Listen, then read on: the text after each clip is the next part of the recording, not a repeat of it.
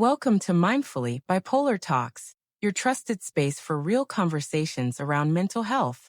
If you're looking for deeper understanding, gentle guidance, and a mindful way to explore the unseen parts of the human experience, you're in the right place. Before we dive in, don't forget to like, comment, subscribe, and share this episode with someone who may benefit. Let's help one another feel seen, supported, and heard. Now let's begin today's episode. PTSD, the invisible wound. Post-traumatic stress disorder, or PTSD, is often described as an invisible wound. It doesn't leave physical scars, but it profoundly reshapes the lives of those who live with it. Despite growing awareness, PTSD remains deeply misunderstood. Today, here on Mindfully Bipolar Talks, we're peeling back the layers. We'll walk through what PTSD really feels like, how it affects the brain and body, how it's often hidden in plain sight, and how healing is possible. What is PTSD? PTSD is a mental health condition that can develop after someone experiences or witnesses a traumatic event. This can include war, natural disasters, car accidents, sexual assault, childhood abuse, domestic violence, or even the unexpected death of a loved one. Not everyone who experiences trauma develops PTSD, but for those who do, the impact can be life-altering. Trauma doesn't just go away with time.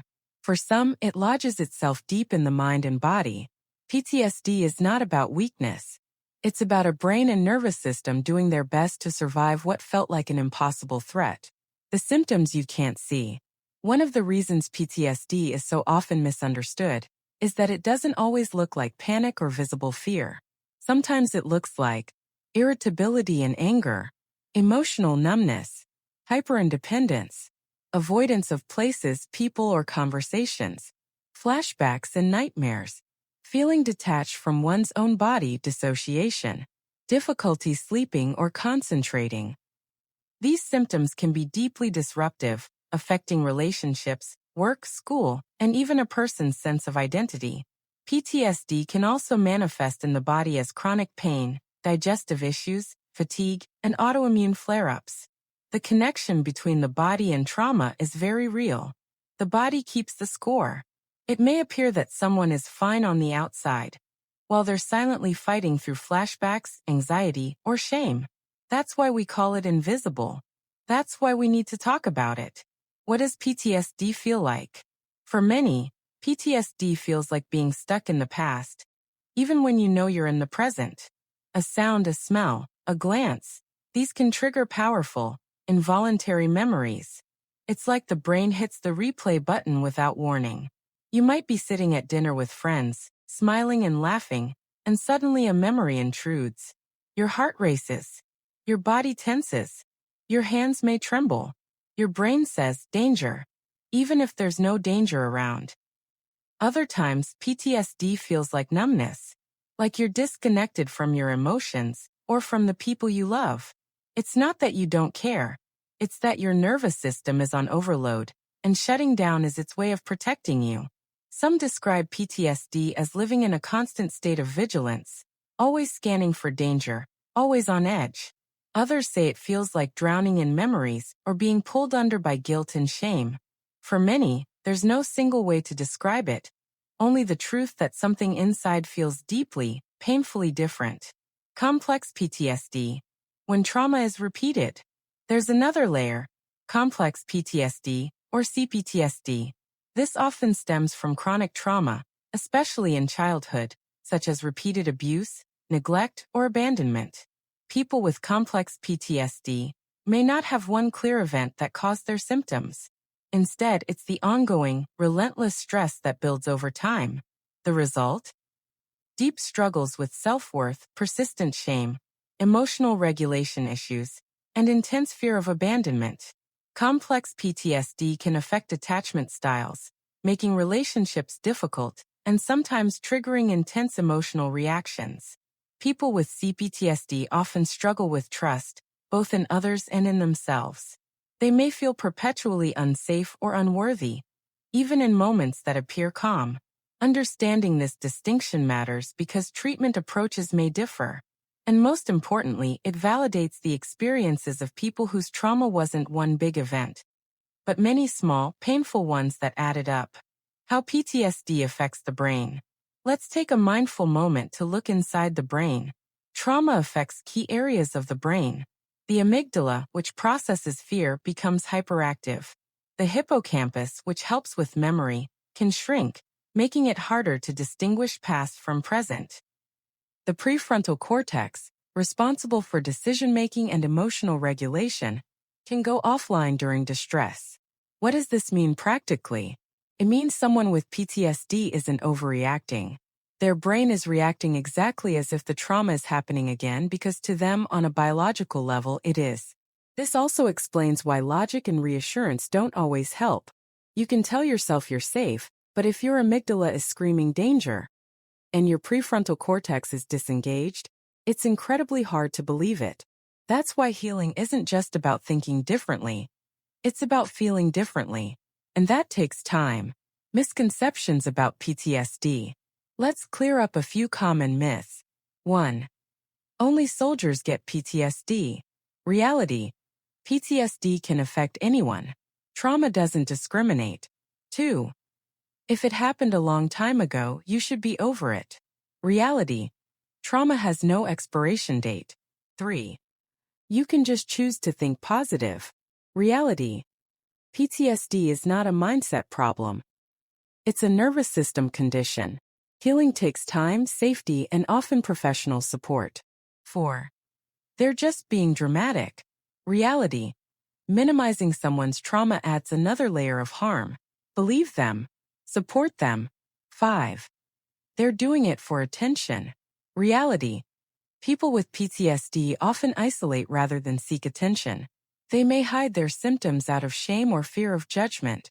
Living with PTSD. Living with PTSD often means living with triggers. It means learning how to ground yourself when your body says panic and your brain says run. It means cultivating safety again, in your relationships, your environment, and most importantly, within yourself. It also means grief. Grieving the version of yourself that existed before the trauma. Grieving the things you missed out on while trying to survive. Grieving the simplicity of life before safety was shattered. And yet, there's also hope. A quiet, persistent hope that healing is possible. Because it is.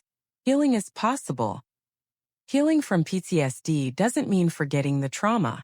It means learning that the trauma no longer has control over your life. It means building a new relationship with your body, with your emotions, and with your memories. Some tools that help. Therapy. Approaches like EMDR, eye movement desensitization and reprocessing, somatic experiencing, and trauma-informed CBT can be transformative. Medication. For some, antidepressants or anti-anxiety medications help regulate the nervous system. Mindfulness. Grounding exercises, breathing techniques, and present moment awareness can calm the storm. Community. You're not alone. Peer support groups and trauma-informed spaces can reduce isolation. Movement. Yoga, dance, walking, gentle ways of returning to the body. Creativity. Art, writing, music, ways of expressing what words can't hold. Self-compassion. Healing takes time. You deserve patience, kindness, and grace. What to say and not say. If someone you love is living with PTSD, here's what can help. Say, I believe you. Say, you're safe now. Say, you don't have to talk about it, but I'm here if you ever want to. Say, you're not alone. Avoid saying things like, why can't you just move on? It wasn't that bad. You're being too sensitive. You're overreacting. Your words can either be a bridge to healing or a barrier. Choose them mindfully. When PTSD overlaps with bipolar disorder, some people experience both PTSD and bipolar disorder. These conditions can interact in complex ways. Mania or depression can amplify trauma symptoms. Trauma, in turn, can destabilize mood. This overlap can make diagnosis tricky, and misdiagnosis is common. That's why working with trauma-informed providers is essential. If this sounds like your experience, know that you're not alone, and you're not broken. A skilled provider can help unravel what's going on and create a treatment plan that respects both sides of your mental health. You are not your trauma. This is the heart of today's episode. You are not your trauma. You are not your flashbacks. You are not your triggers. You are not broken. You are a human being who lived through something incredibly hard, and you're still here. That's strength. That's resilience. And that's worth honoring. Whether your trauma is from war, childhood, loss, or a single moment that changed everything, you deserve healing. You deserve peace. You deserve to take up space. You don't have to heal alone. You don't have to be perfect. You only have to take the next step and then the next. Healing isn't a straight line. It's a spiral, a journey, and most importantly, it's possible. Final thoughts. PTSD may be invisible, but the people who live with it are not. Let's keep talking. Let's keep learning. Let's keep supporting each other.